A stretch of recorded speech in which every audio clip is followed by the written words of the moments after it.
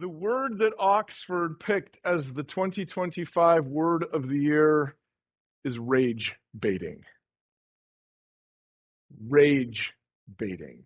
Because the use of that word increased many, many times throughout 2025, and it captured the spirit of what was being seen in our culture, both on social media and in relationships.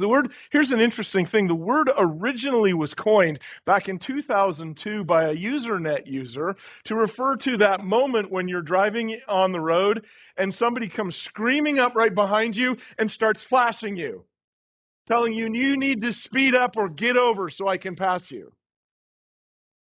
Right? That's how they use this.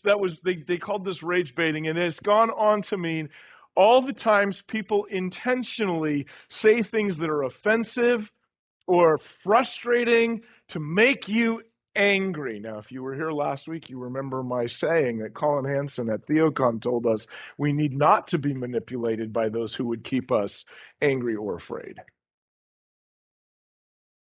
But this idea of intentionally using anger to motivate behavior or get a response has become so pervasive that the Oxford English Dictionary decided that ought to be the word for the year. My friends, this is not a good development.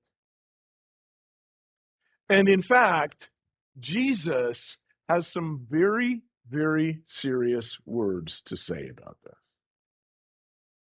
For those of us that are called to follow him, we are challenged by Christ himself to pursue not anger, not even effectiveness, but peace. We've been working our way through the Sermon on the Mount with its exceedingly, beyond imaginably high ethical standard. And so we find ourselves this morning in Matthew chapter 5, beginning at verse 21.